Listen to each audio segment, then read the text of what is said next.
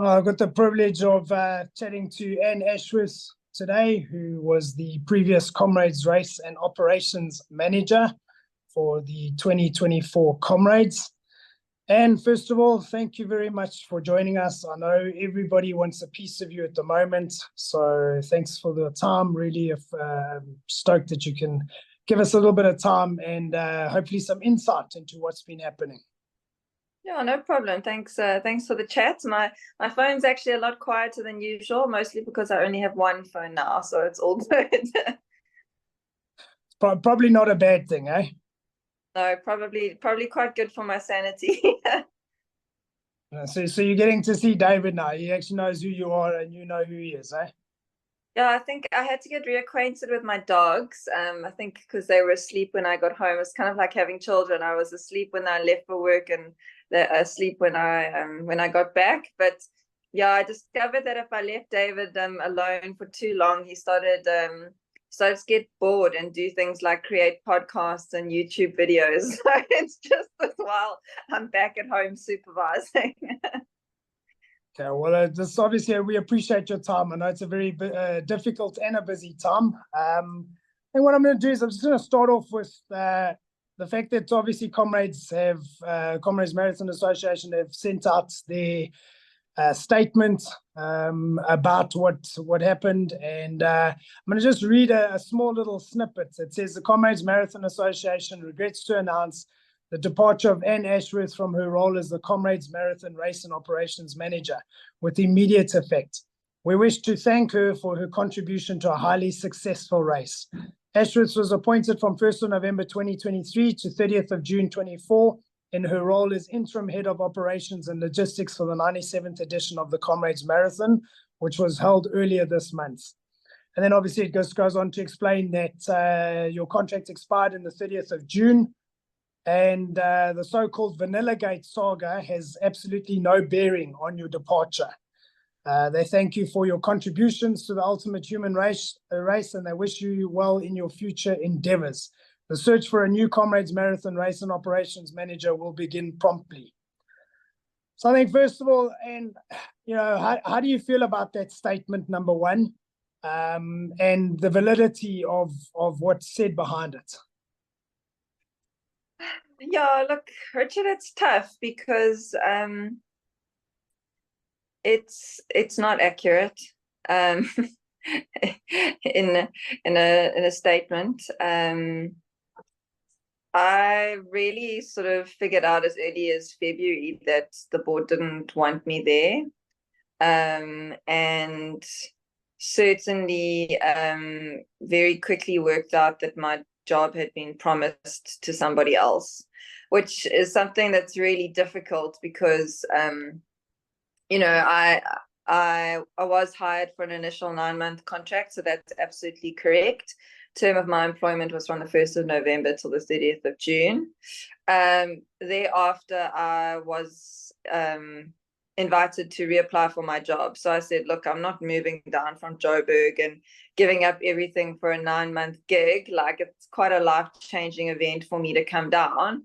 And was sort of tacitly told, well, just do a good job at the race, and we'll see what happens. But, we definitely want you to reapply for the job. But from as early as February, it was very clear to me that the board didn't want me in my position for whatever reason. And that someone else had already been promised my position.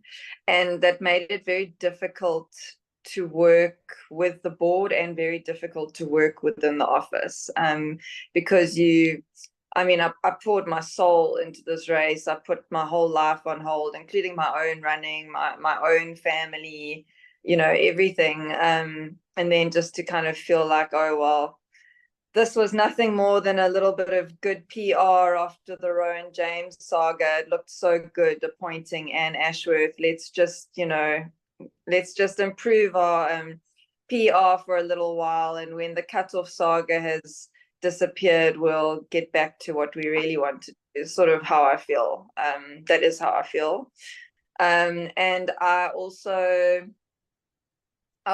feel that it has a lot to do with Vanillagate.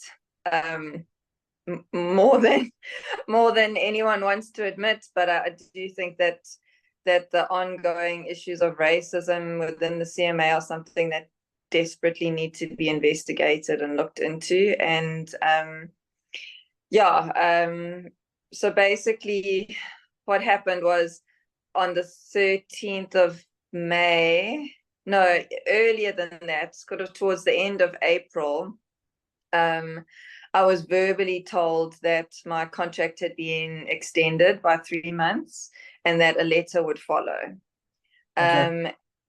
And I waited quite a long time, 3 weeks or so, for that letter to eventually come, by which stage certain things had happened that really made it clear to me that I was on my way out.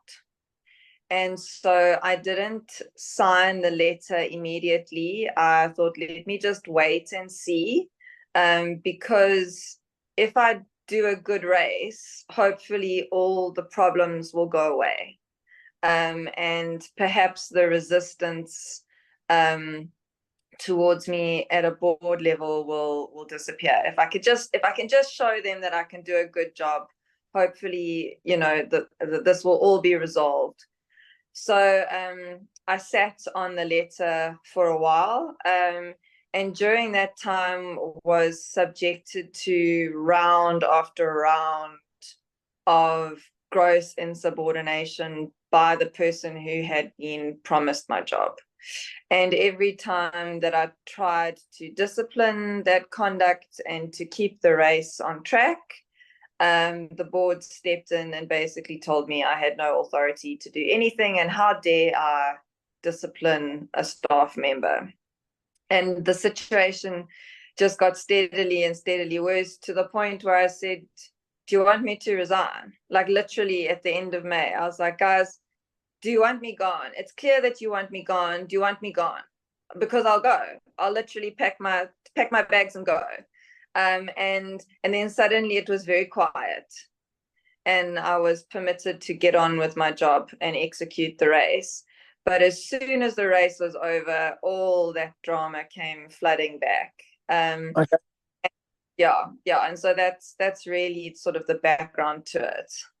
So, I mean, you say that the job was promised to somebody else. I mean, are you at liberty to say who that person is? Would you prefer not to say who the person is? Has that person been around for a while? I don't really want to get into that. What I will say is that the person who has been appointed as the acting race and operations manager is exactly the right person for the job. And he is someone who is committed to the CMA. He works around the clock. He definitely has the best interests of the race at heart. He's well liked by the staff. He's well liked by the race organizing committee. And I wholly and fully endorse his appointment. And when I knew I was on my way out, I did actually say to Elaine, I really think that you should apply for the job. And anything I can do to support you in that process, I'm happy to do.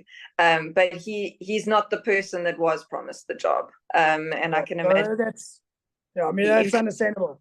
Now, you also you mentioned there's that the board steps in and says, no, you can't do this and you can't discipline that. Would that be the board as an entirety, certain individuals? Is there almost like a group in there that's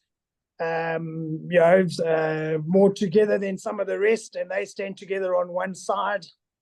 Is that something that we're alluding to? I mean, it sort of depends on what the subject matter is. But definitely there's a faction in the board that has an agenda that's alternative to the race. And definitely that faction of the board had promised my position to somebody else, and really was making sure that they could make good on that promise. And that was patently obvious from very, very early on. And yeah, it's really sad to see, actually, because not all of the not everyone on the board is like that. There are some excellent human beings on the board who really have the interests of the race at heart, who are runners themselves, who are passionate and dynamic and committed to the future progress of the race. So it's not all bad, but there are definitely some challenges within that board that need to be addressed. I think, for me, obviously, the race started in 1924, by Vic Clapham, and it was started for a reason, and that reason was to celebrate the lives of the soldiers, that were lost, whilst they trudged that 2,700 kilometer journey over Germany, East Africa, and he wanted something to celebrate the spirits of human adversity. And that, to me, the ethos for many, I'd say decades, has been missing. And it's something for me which is a massive pity. Obviously, last year there was the debacles that happened and all the rest that went with it. And again, somebody took the fall for it, which, in my personal capacity, this is a completely personal thing. I don't ever believe that one person should have taken a fall for something like that. I think a board should stand together and accept as a group that they made some bad decisions, and to let somebody take the fall, I don't believe was the right thing. And now to bring somebody else in, like yourself, as a new person, appoint a new person when things were going badly, and they brought you in to fix things, with almost an ulterior motive, the fact that you are going to be the face, you're going to be the front, you're going to fix what needed to be done, and knowing that as soon as you've done that, they are then going to bring the other person in.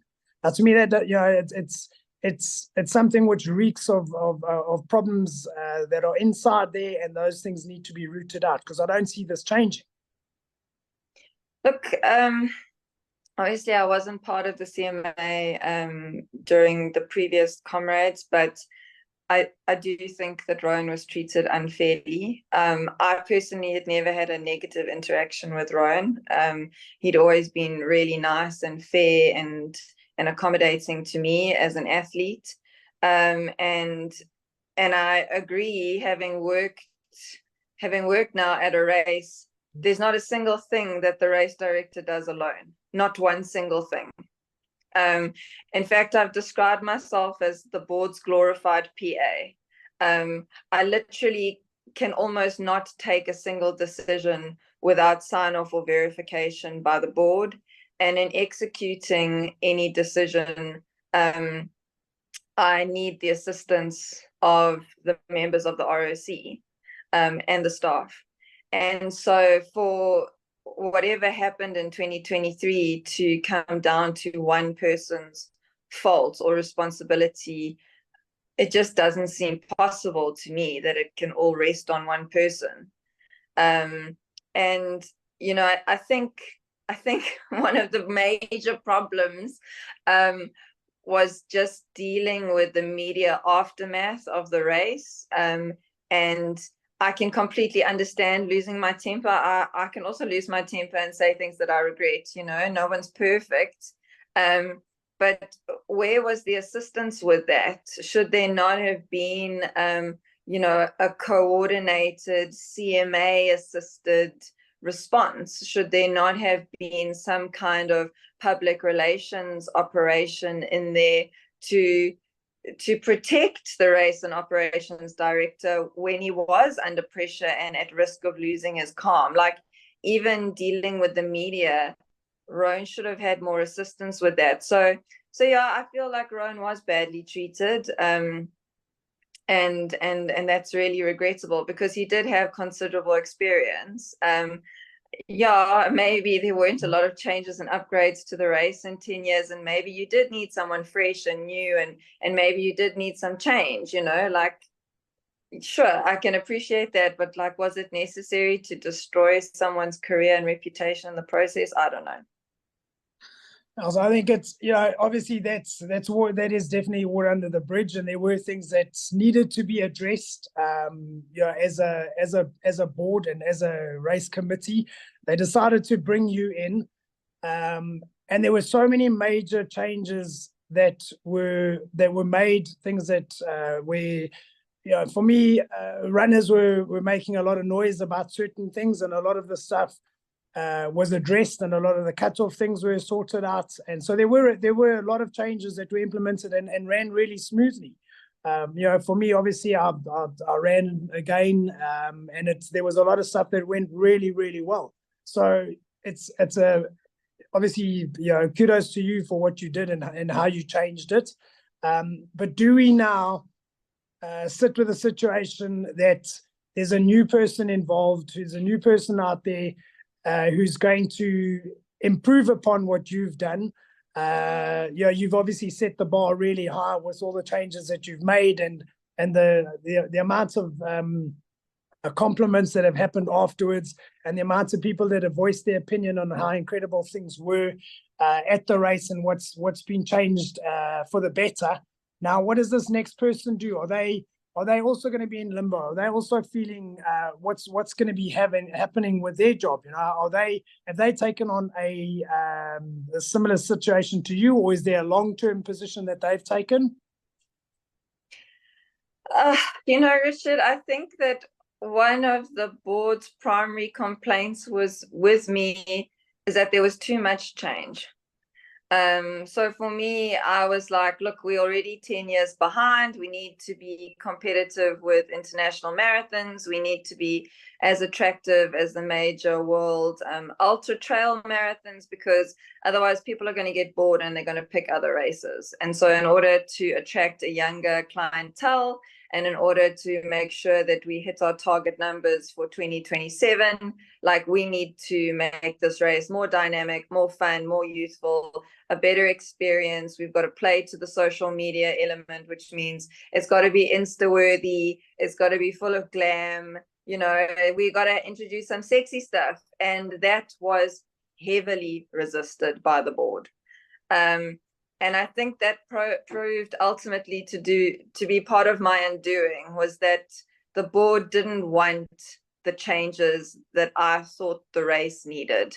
And there was a lot of resistance to that. So, while some things you could get through relatively easily, like the rule changes against cheating and things like that, no problem, happy to push those through.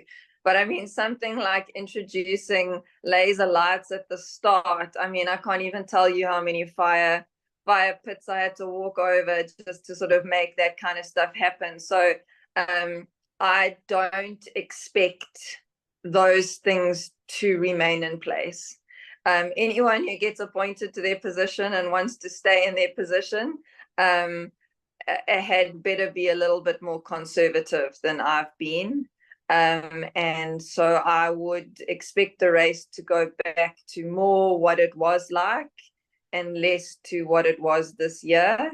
Having said that, I had already met with Finish Time to discuss huge technological improvements to the race. So just being able to use the technology that Finish Time has available to upgrade a runner's registration experience, to improve our tog bag tracking ability, to make sure that we can use QR codes and get away from paper, those sort of things. I would expect that to continue to move forward and there to still be progress in that regard. But the sexy stuff, I would expect that you're not going to see that again for a while. So I think that's the problem. When you've got a board who are let's say on the other half of heading towards retirement, so that age group, the guys are a lot older and they're a lot more loath to move with the technology, like you say, the sexy stuff. So is the structure of Comrades, do you think it's broken? Number one. Number two is, if it is, can it be fixed? If you're having all of these issues whilst you were trying to get things done, the new person that comes in is going to have, Alan's going to have just as much of the problems. And at the end of the day, that doesn't serve the paying runner. It doesn't serve the paying entrant. At the end of the day, they're your paying customer. And if they're not getting what they're wanting, you're driving a 5 Series car, the new BM, you've got the old series, the new one comes out, you go and buy the new one. Why? Because it's got all the technology improvements, it's got all of the rest of it that goes with it. So surely they should be, as the board, evolving with the times and going with what you've suggested. Number one. Number two is obviously they've struggled for quite a few years with sponsors and retaining the longevity of sponsors. You've obviously were, pretty much on your own, brought in the Cell C dealership, the deal. Now how does that happen going forward? Who do they deal with everything that you've promised them? And they've come to the party and changed things and changed the prize money. Who's going to deal with that? Who's going to deal with the sponsors as you dealt with them? Richard, I don't think the CMA is broken. I think it needs to be modernized, to be honest. And I think that requires some significant changes to the constitution in its current form. For example, there's no provision for virtual AGM meetings and no provision for proxy votes. While proxy votes may be problematic, in the same way that the payment of social welfare through the post office is problematic, virtual meetings are not problematic, and it's easy to do polls via virtual meetings, and would allow the CMA to recruit and attract membership from all over the world. And I believe that any runner or volunteer should have a voice. But at the moment, really, the only people who get any value out of the CMA membership are people who live in or close to Pietermaritzburg. And I think that's a major problem, because actually the majority of our runners come from Johannesburg, but they haven't got a say and they're not coming down to the AGM. So as a start, the first thing to do would be to change the constitution to permit members from everywhere to attend meetings and to have a say, because that's the only way that the organization can be responsive to what runners want. The second thing is that I feel that there should be a limitation on how many years on the board you can serve. So it's very common practice in corporate governance for a directorship to be limited to a period of 4 to 5 years. We have people who've been sitting on the board for 20 years. Maybe that's why there haven't been any changes, I think having a regular rotation of directors to ensure that there's new ideas, new insight, new approaches is probably a really good idea. And I also think that we need to be more stringent in terms of our membership. Currently, membership is open to any runner or volunteer. But somehow we've managed to have paid personnel on the CMA membership list. Now, as a staff member, I'm paid by the CMA, and that means that I can't vote. But if you're somebody like a supplier who is also paid by the CMA, you can vote. Why is that? That leads to a tainted vote, because there's a conflict of interest. Sure. I think that needs to be investigated just from a pure corporate governance perspective. And the other major difficulty which I encountered is sort of the absence of any delineation between the board and the office. So in terms of King Code, any board that meets more than 8 times a year is indicative of one that's too invested in operational matters. Well, CMA board meets way more than that and is heavily entrenched in operational matters, which means the board does not provide a strategic function. And so I think that there really does need to be more clarity and guidance from that perspective, that proper corporate governance principles are entrenched within the CMA. We're no longer a club hosting a club run. We are now a 50 million rand race with a staff complement that expends the entire year, regularly attracting listed corporate entities for sponsorship. We can't pretend that we operate like a running club anymore, and it's time that corporate governance within the organization caught up. And in terms of forward progress, Elaine is an incredibly dynamic person. He has experience at other races. He has worked as our operations and procurement manager, and he is the person that I've treated as my 2IC this year. So he has been involved with me in executing this race, and we have worked very, very well together. So I have no doubt in his leadership abilities. If he's given the opportunity, I really do feel that he can fly. What he will desperately need is a competent and able 2IC who also knows about the race. And so I think that that's a gap that's going to have to be filled. You can't have someone who's not a runner and has no operational experience, sitting in a 2IC position, because that doesn't help alleviate the load. Yeah, and then from a sponsorship perspective, we have obligations to sponsors. The CMA has obligations to sponsors. Part of the pitches that I did to sponsorship sold a 4-year dream. And that 4-year dream involved a steady ramp up towards the 100th running of the race. So the CMA is going to have to execute and deliver on that dream. And for me, it really is a question of just making sure that you have the right staff in the office and the right people on the board to be able to execute that dream, because keeping the runners happy is obviously the first priority. But in order to serve the runners, you need sponsors. And so you also have to keep the sponsors happy. And I think that really is going to be critical to the future of the Comrades Marathon. I think that's such an important factor that you've spoken about there. There seems to be such a disconnect between the board and the actual people doing the work on the ground. There's year after year, there's PR disasters. There's one thing after the next, that things just seem to not work on and not go right. So I think that's one of the issues, is that there's a complete disconnect between the two. The other thing is, with the sponsors that you've set up, have you heard anything from them subsequent to you leaving?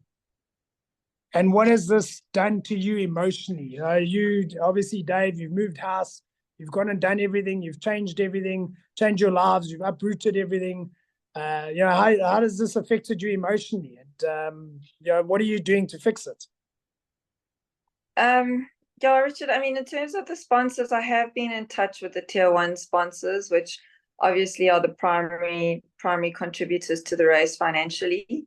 And I did warn them this was coming, actually, because like I said, I've seen the writing on the wall for quite a while now.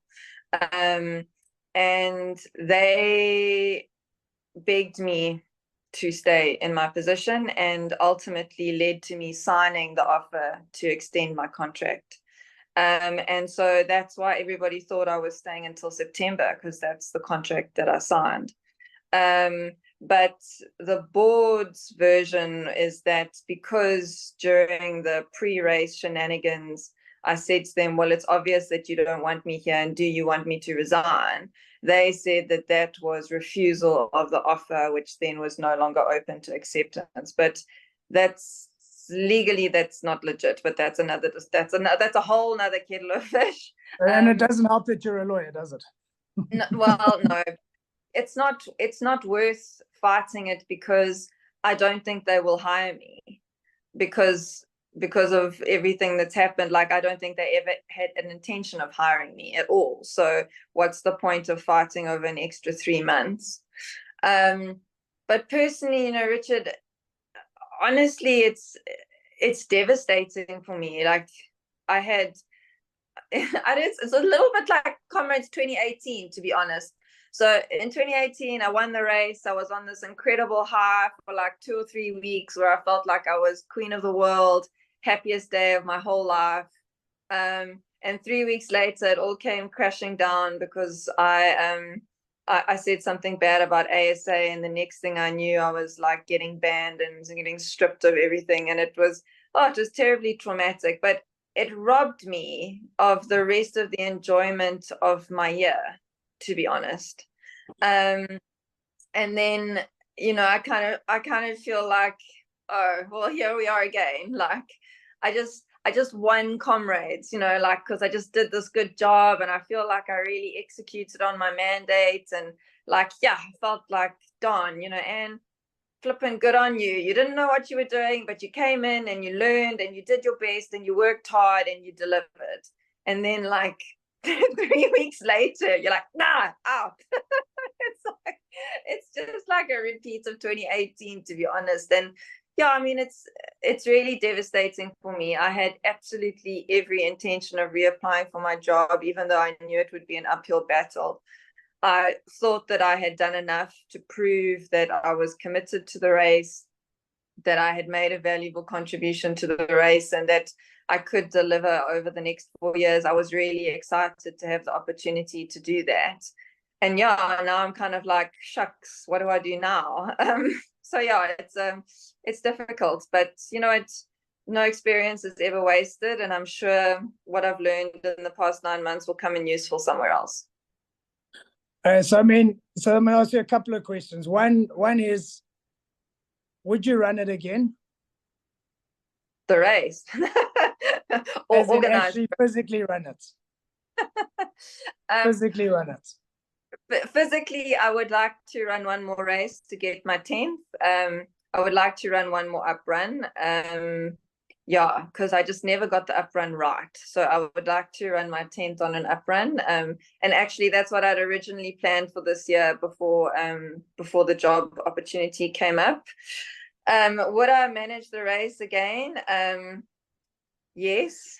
But I would like there to be some change. As I've already alluded to, I believe there needs to be some very strict corporate governance interventions. And I think that if you did that, I think that it would be the greatest race on the planet, to be honest. I think that there's no limit to what the Comrades Marathon Association could achieve with the right leadership and the right skills and the right people in those positions. And I would have really, really liked an opportunity to work over the next 4 years with Elaine as my 2 IC, and then to hand over the reins to Elaine after that. That for me, that would have been the best case scenario. Yeah, but seems not to be. So yeah. So then, obviously, next question: where to from here? What are the plans? I mean, there cannot be a single race that wouldn't want to have you as a race director. So that's obviously got to come out somewhere. So would that be something that you would look at if something like that was ever offered? And if not, what other plans have you got? I mean, you've obviously uprooted, you're down there now. You know, you can take some time to think about it before you make a decision and move back here. Well, yeah, where's Ann going? Where's Ann and Dave going from here? Yeah, so our house is on the market, and we're quite hoping that we sort of reaching the final stages of a sale. In which case, I have no reason to come back to Johannesburg since I packed up my practice as an advocate, and I have no intention of going back to law. There is life outside of law for me, and yeah, I just really want to stay involved in the sport. So I don't know, maybe if Two Oceans is looking for a race director, I don't know if they are, but yeah, like I'd be keen to apply for that. I doubt I'd get it, but I'd be keen to apply. There just aren't a lot of big road races for me to be a race director of, you know, so options are limited, but I'll probably go back to coaching full time. One of the good things of moving down to KZN is that I've met up with Kerry Kuhn, who's a Comrades 3 times gold medalist, and we actually went to the same school, and our moms were friends, even though we're not the same age. And it's been amazing reconnecting with Kerry, and so we'll be bringing Kerry into our coaching business. And yeah, I'm looking forward to kind of helping Kerry grow her business, and I'm just going to continue coaching, and then I'll just have to see what happens. I was halfway through writing a book actually before I came down to Comrades. Maybe I'll have some time to finish my book. Brilliant. Well, listen, I know you're so busy. I know everybody wants a piece of you. So from obviously myself, knowing you for a while, it's just an absolute privilege to be able to chat to you. Honestly, thank you for your open and frankness. It's really appreciated, and we wish you nothing but success in wherever you're going to go in your next endeavors. You did a phenomenal job at this year's race, and from my side of you, the personal side, thank you for what you did. It was absolutely incredible. Thanks, Richard. I really appreciate that, and thanks for the chat. Hope you have a great day. You too. Take care. Cheers. Bye. Bye.